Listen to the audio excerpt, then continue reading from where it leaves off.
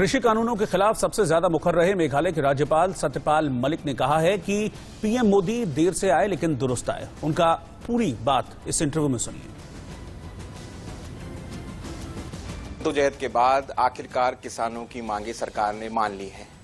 मेरे साथ हैं महामहिम राज्यपाल मेघालय राज्य के डॉक्टर सत्यपाल मलिक, जो कि लगभग चट्टान की तरह किसानों के साथ खड़े रहे। सर, आज प्रधानमंत्री नरेंद्र मोदी ने खुद ऐलान किया कि जो तीनों कानून है वो वापस ले रहे हैं। हालांकि उन्होंने कहा कि हम लोगों को समझा नहीं पाए। आप कैसे देखते हैं सर?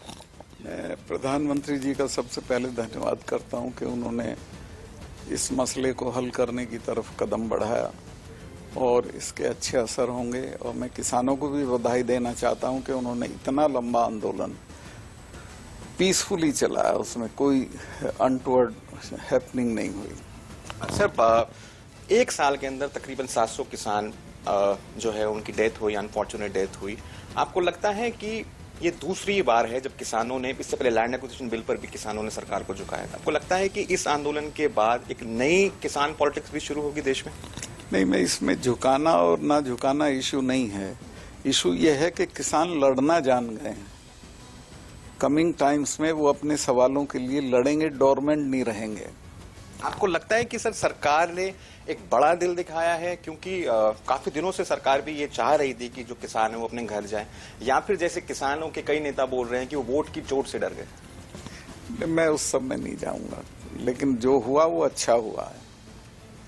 अच्छा, एक और सवाल आपसे सर मैं समझना चाहूंगा कि इस आंदोलन के बाद आपको लगता है कि जो विपक्षी जो दल जो मुद्दा बना रहे थे कि जो चुनाव आ गए हैं उसका फायदा लेने के लिए, आप ऐसा नहीं मानते कुछ भी? मैं उस सब में डिबेट में नहीं पढ़ूंगा। क्या है, जो अंत भला सब भला, जो हुआ वो अच्छा हुआ, और उसके लिए मैं प्रधानमंत्री जी को धन्यवाद और बधाई देना चाहता हूं, और किसानों को भी धन्यवाद और बधाई देना चाहता हूं। लेकिन सर, राकेश टिकैत साहब ने साफ कर दिया है कि आंदोलन खत्म नहीं होगा जब तक एमएसपी पर एक लिखित गारंटी सरकार नहीं देती। देखिए, मैं किसान जब तक लड़ते रहेंगे उनके साथ रहूंगा। आंदोलन अगर चलेगा तो आप अभी भी उतनी ही मजबूती से उनके पक्ष में समर्थन? उसी तरह से खड़ा रहूंगा।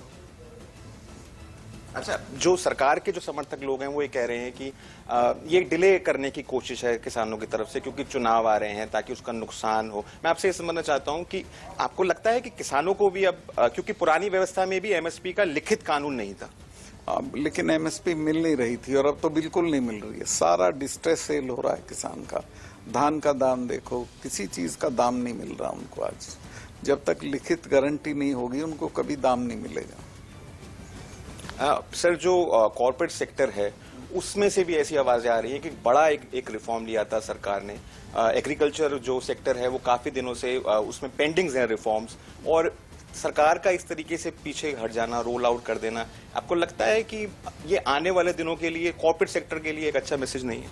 कॉर्पोरेट सेक्टर कोई हेल्दी बात नहीं करता है। अपने मुनाफे के अलावा वो कभी कुछ नहीं सोचता है।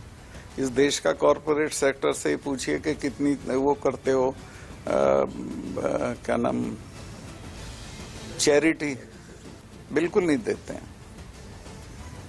और सर, इसके अलावा आपने, मेरे को याद एक बयान दिया था कि बीजेपी के नेता कई इलाकों में नहीं जा सकते हैं, पर्टिकुलरली वेस्टर्न यूपी है, हरियाणा है। आपको लगता है कि अब जो सरकार ने ये फैसला लिया है उसके बाद जो बीच में जो खाई थी दोनों में वो कम होगी, जो जनप्रतिनिधि हैं और जो जनता है? जी हाँ, अब फर्क पड़ेगा, लेकिन पहले बिल्कुल नहीं जा सकते थे।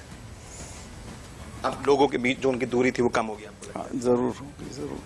आप कुछ चाहेंगे आप सरकार से कहना, क्योंकि आप लगातार किसानों की पैरवी करते रहे, एक तरीके से बीच में मध्यस्थता भी, अगर मैं कहूँ, आप कुछ कहना चाहेंगे? मैं ये चाहूंगा कि सरकार इमीडिएटली किसानों को बुलाए, बातचीत करे, और बाकी जो पेंडिंग मसले हैं उन सबको सॉर्ट आउट करे, ताकि किसान अपने घर चले जाएं।